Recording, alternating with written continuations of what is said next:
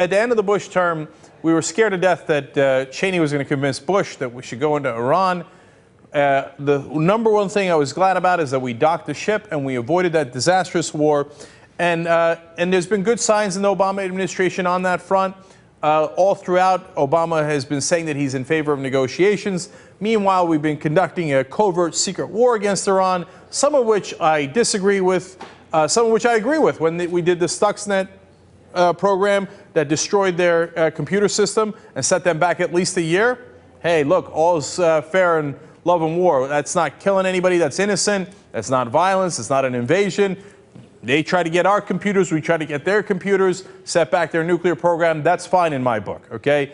But it's about to get worse. Leon Panetta had said earlier, and of course he's the Secretary of Defense, that it would be a bad idea if Israel unilaterally went and bombed Iran. It would start a war that we could not control, and it was a war that was a bad idea, okay? Of course, Israel went to, level 5 in how angry they were over that. And they had their ambassador to the United States, Michael Oren, go and file a diplomatic protest known as a demarche. Oh, we've been demarched. But of course, in the U.S., they take that incredibly seriously. Oh my God, Israel's angry with us. Well, what can we do to immediately change our position? So of course, Leon Panetta is now back out, talked to CBS News recently and said, oh no, don't get us wrong, military option is definitely on the table.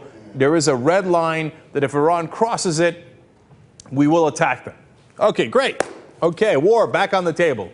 The establishment is ecstatic about that. So now, what are some of the ways that we can go to that war? Well, right now, Congress passed by a vote of 100-0 economic sanctions that go after Iran's oil supply. Now, throughout the last 5 years, we have been doing economic sanctions on Iran. But the one thing we didn't touch was the oil, because for a number of reasons. One, if you go after the oil, it gets a lot more serious, because that is obviously a huge chunk of their income, an overwhelming amount of their income in Iran. And hence, they will take action against that. Much more importantly, though, if you cut off Iran's oil, it increases gas prices for all of us, all across the world. It sinks us further into a recession and causes more unemployment. And obviously, higher gas prices are bad in and of themselves, right? So they think that they've gotten a clever idea on how to get around that. They're not just going to cut off Iran's oil, but they're going to pressure the people that buy their oil not to buy it so that Iran will have to give them a discount and actually make less money off of it. Good luck, okay?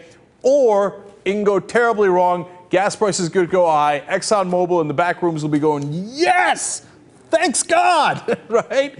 And so here come the sanctions. And look, President Obama, it's tough to blame him for this one. Congress voted 100-0, okay? So everybody keep it real. The people at fault here is Congress, Democrats and Republicans alike. Why? Of course, Israel was angry. They want to go get Iran. By the way, the one thing that we ask of Israel in return for keeping the military option on the table is, hey, if you're going to do the military option, at least let us know before you do it, right? So far, the Netanyahu government has said, yeah, I don't think so, buddy. You don't run the show, we run the show. No, we will not let you know. We will do whatever the hell we like, and you'll just take it. I've got 100-0 in your Congress over your head. So what are you going to do about it? And Netanyahu is right. Nothing Obama can do about it. So here we go. Now, the Iranians come out, and their first vice president, Mohammad Reza Rahimi, says, yeah, lovely. By the way, we are the third largest energy exporter in the world.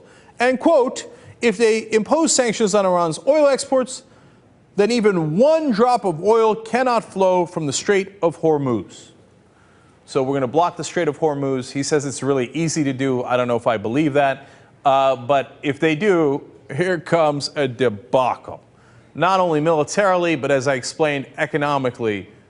Europe will be in huge trouble, will be in huge trouble. We're already in big trouble, and it spirals out of control, possibly. Now, look, Iran loves to bluff, too. And do they really have the military capability to overcome our military in blocking the Strait of Hormuz? I don't know. But do we want to go down that road? Do we want to start a war where now all of a sudden we're fighting each other in the Strait of Hormuz, and then Iran turns around and says, oh, by the way, Hezbollah in Lebanon and possibly Hamas in the Gaza Strip, go get them. What an epic disaster that would be. And right now, we are on that road, and nobody's veering us off that road.